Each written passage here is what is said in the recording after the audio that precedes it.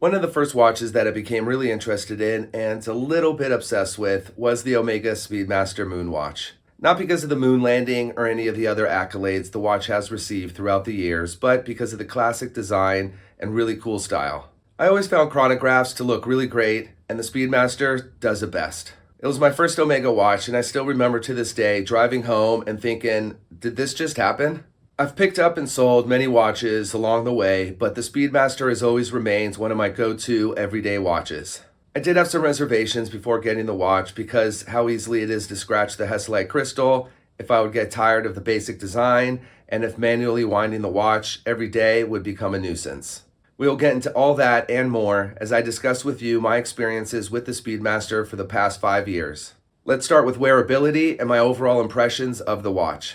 I'm happy to report that I haven't gotten tired of it. In fact, my love for it has only grown and it's become a trusty daily companion. Aesthetically, I still think it's a gorgeous watch. The domed crystal, the perfectly proportioned dial, the curved lugs, the mix of polished and brushed surfaces, and the design is all as beautiful now as it was when I first got the watch 5 years ago. The Speedmaster is simply iconic. Its place on the watch hierarchy places it right next to Rolex, Daytona, and unlike Rolex nowadays, it's attainable. And don't get me started on the hoops friends of mine are jumping through just to get a GMT or a Daytona. They have more of a chance convincing a chicken to lay square eggs than an AD to sell them one of those watches. In terms of functionality, I've had no issues with it. When I first got the watch, I was a little obsessive about checking its accuracy.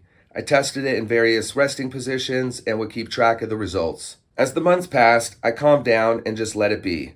The movement is very stable and runs just a few seconds fast each day. In preparation for this review, I measured its accuracy for the first time in a few years and it's been extremely accurate, only gaining about 4 seconds every day. Another concern for using this watch as a daily was the manual winding. While an automatic would be more convenient, I've not only gotten used to winding it up every morning before strapping it on, but this ritual has created a deeper bond with the watch. I'm in that 5 to 8 year window when Omega recommends servicing, but the movement is still running well, so I've decided to just service the watch once it starts having issues or when that 8 years are up. The case and dial have been designed in a way that makes it look and feel much smaller than it really is. The tachymeter scale is set on the outer bezel and the dial is set inward, making the dial measure at just 34 millimeters in diameter. This, combined with the angled case, the watch appears smaller on the wrist and very balanced. One of my initial concerns that I mentioned earlier was whether or not I would become bored of the simple design. That has not happened in the slightest. The indices and hands are painted white and filled with lume, offering great contrast against the dark gray dial. I noticed that even if the lume is not charged, it's still easy to read the time in low light conditions thanks to the black-white contrast of the hands. This has been helpful to easily read the time, which is definitely an important aspect of an everyday watch. The chronograph movement is great value for the money at this price range. The need to manually wind the watch makes it far more personal, in my opinion. It's as if every time you wind it, you become part of the watch. I will note it is loud compared to some other watches I've owned, but it's not disruptive. The sound is another detail that you can only notice when wearing the watch yourself. Hearing the rhythmic tick from time to time just reminds me of how much I enjoy the watch. The watch has a classic and timeless design that I really appreciate and complements any outfit. It's intricate and simple, as well as rugged and delicate. This makes it a well-rounded watch for any situation because of its versatility and looks great in both professional and casual settings. All boxes checked when it comes to being a great daily watch. Moving on to a really important aspect of any watch is durability. How has the Speedmaster held up over the last 5 years? I'd say quite well.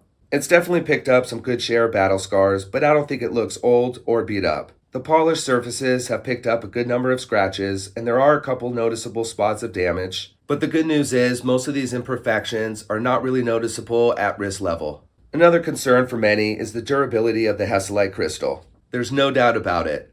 It will get scratches. However, a quick polish with Polywatch will clear it right up. I often get a good number of hairline scratches, but again, they are not really noticeable until you look at it up close and under the right conditions. Whether this bothers you or not will really depend on how OCD you are with your crystal and it being perfect. When I first owned the watch, I used to polywatch every month, but as time went on, I realized it didn't really bother me, and now I only polish it every few months or so. One of the biggest lessons I've learned as a watch owner is your watch will get scratches. I've accepted this fate, and aside from that first noticeable scratch on any watch, the rest don't really bother me anymore.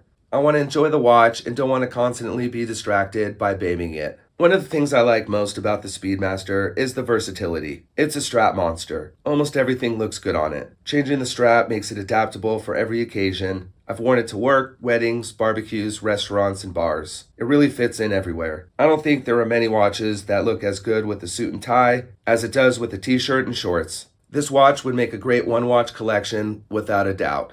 To conclude on my 5-year journey with the Speedmaster, I would say its single greatest attribute is its consistency.